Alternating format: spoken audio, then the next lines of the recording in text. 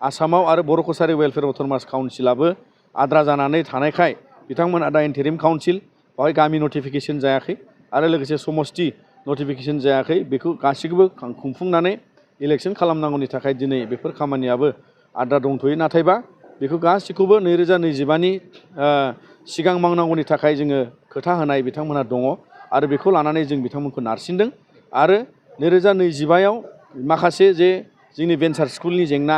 कलेजनि भेन्सारनि जेंना बेखौ समाधान खालामनो थाखाय बिथांमोनहा फैबाय थानाय जे बाजेट सेसन आसाम स्टेटनिबो बेवहाय बिथांमोना समाधान लाबोगोन होननानै जोंनो माखासे बाथ्रा बिथांमोना फोरमायनानै दोनदों। गिबियावनो नोंथांमोननि गेजेरजों डिमाकुसि दख'रा दुलाराय बर' फरायसा आफादनि जे 43थि बोसोरसालिया जथुम्मानि गेजेरजों बिथांमोना गोदान आफाद सायख'नानै लाबाय आरो बिथांमोनखौ गोदान बिबान मोननायफोरखौ गिबियावनो बरायबाय आरो जाहाथे डिमाकुसि हालामनि थाखाय बिथांमोनहा जायखिजाया रायजोनि एबा फरायसाफोरनि जेंनाखौ बिथांमोना उदां खालामनो थाखाय हारिनि थाखाय बावसोमनानै खामानि मावगोन होननानै मिजिंथिदों। दा दिनैनि समाव जोङो आथिखाल दुलाराय बर' फरायसा आफादा गोबां मावथांखिनि गेजेरजों जोङो हारि फोजाखांनाय फरायसाफोरखौ लानानै गुन गोनां सोलोंथाइनि जे जावरिखांनाय आरो बायदि समाज बेरेखाखौ हेंथा खालामनानै दिनै बड'फानि मुङै गोजोरथियारि सोलायनाय मावथांखि हाबा मावनाय आरो गेलेनाय मोसानाय जोंनि गासै बिथिङाव नोजोर बोनानै जोङो दख'रा आफादफ्राबो गामिजों सोमोन्दो लाखिनानै बेफोर मावथांखिखौ मावफुंनायाव बिथांमोना जाहाथे गोसो होनानै मावलांगोन होननानै मिजिंथिदों आरो जों बयबो दिनै सोलोंथाइ जौगानायजों लोगोसे रांखान्थि फेहेरनाय बायदि बिथिङावबो दिनै जोङो बावहाय गोसो होनानै रायजो राजा बिथांमोनखौ सांग्रां खालामनांगौ जाहाथे जोंनि गोदान गोदान लाइमोन जोहोलाव सेंग्रा सिख्लाफ्राबो बेबादि जिउ राहा लामा दानायाव गावनि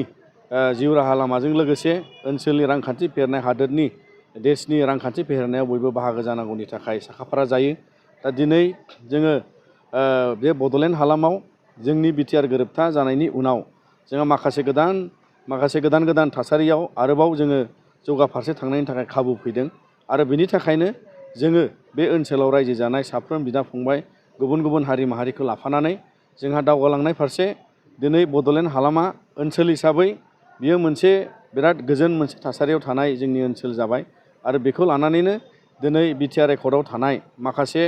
जोंनि फसंथान गायसननाय आरो बायदि थासारियाव दिनै एकर्डखौ मावफुंनांगौनि थाखाय भारत सरकारजों सावरायनाय आसाम सरकारजों सावरायनाय बेफोर गासिबो खामानिखौ दुलाराय बर' फरायसा आफादा गोख्रोङै जोङो लांगासिनो दङ। दा बावैसो आगोल जोङो भारतनि नखर मन्थ्रि बिथांखौ जोंनि मानगोनां आफादगिरिनि दैदेननाय आरो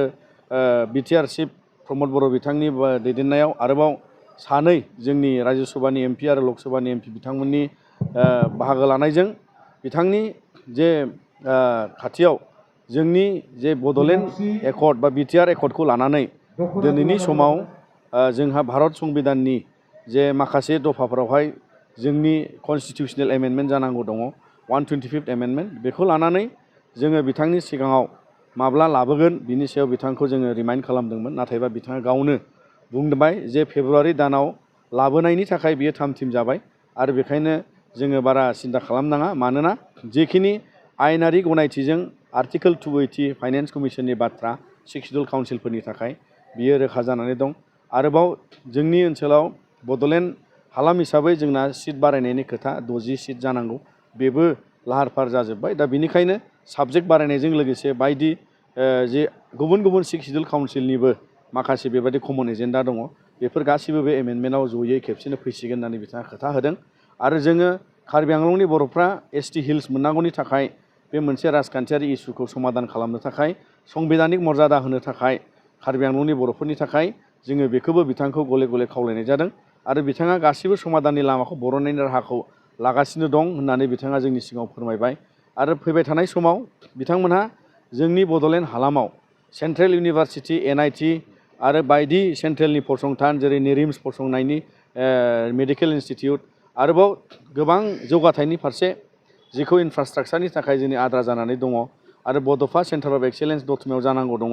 बेखौ गासैखौबो रांनि मोनसे बाजेट प्रभिजन होनानै बिथांमोनहा फैबाय थानाय बाजेटआव जोङो लासिगोन बिनि थाखाय बिथाङा जोंनो फोरमायदों। दा बिनि थाखायनो जोङो भारत सरकार आरो आसाम सरकार फारसेबो जोङो मोनसेबो जोंनि बिटिआर एकर्डनि आद्रा थानाय खामानिखौ जोङो मावफुङालासिनो जों थानाय नङा आरो बिनि थाखायनो दुलाराय बर' फरायसा आफादा जोङो बिनि फारसे खामानि मावगासिनो दङ। बिटिआर एकर्डनि बादि क्लज 3 बादियै एरिया बारायनायाबो बाउन्डारि एक्सटेनसनाबो गोख्रैयै सोलिगासिनो दङ। दासिम 60 गामिखौ सोसननाय जाबाय आरो कमिसननि दारै माखासे जि आद्रा थानाय गामि बे गासिबो थाम-थिम जाजोबनानै दंखायो। दा सम आरो खाबुखौ लानानै दिनै राजखान्थियारि माखासे थासारिखौ